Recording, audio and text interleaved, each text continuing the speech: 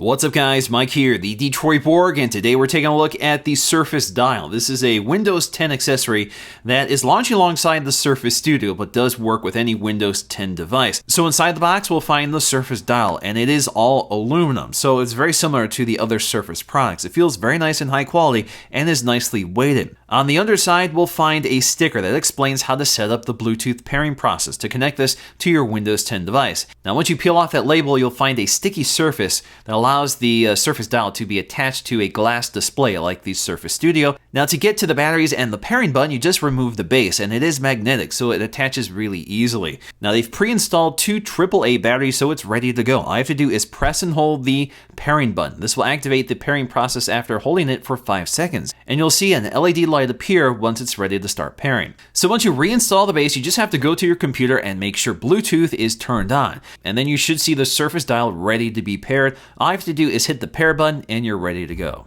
Now the first thing to know about the Surface Dial is that it can be used when it's attached to the screen or off the screen on a solid surface like your desk. When off the screen, you do get on-screen interface controls, which you can reposition.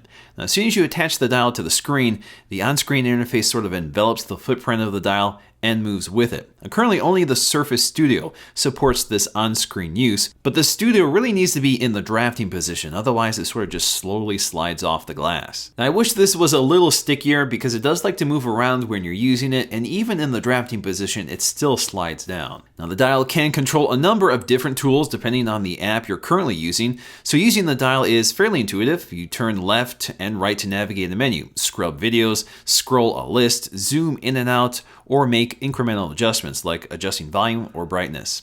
You can also click the knob to make selections, or long press to bring up the on-screen menu to select different tools to control with the left and right turn of the knob. Now these tools will change with the app currently on the screen. So if you're on the desktop, the knob essentially turns into a volume controller. But within apps, you get more tools to work with. So for example, when you're within a video editor, you can scrub your video by selecting the scrolling tool. In the Maps app, we get tools for zoom, tilt, and rotate. The dial does deliver some haptic feedback for some tools to simulate detents. Now I find this a little too strong, and it actually can be noisy because it vibrates whatever surface you place it on, but you can turn this off under settings. Now the primary role for this tool is really for creative professionals, so it's uniquely designed for those apps. Now the idea is to provide a secondary control mechanism while using the Surface Pen for drawing. This allows you to change colors or width of your drawing tools on the fly. I can't really demonstrate this with the Sketch app, but it's something that's available in more sophisticated apps like Photoshop. Now there is a settings panel for this. You'll find it under devices, and it's under the wheel settings. This allows you to assign or remove the default tools for the on-screen interface.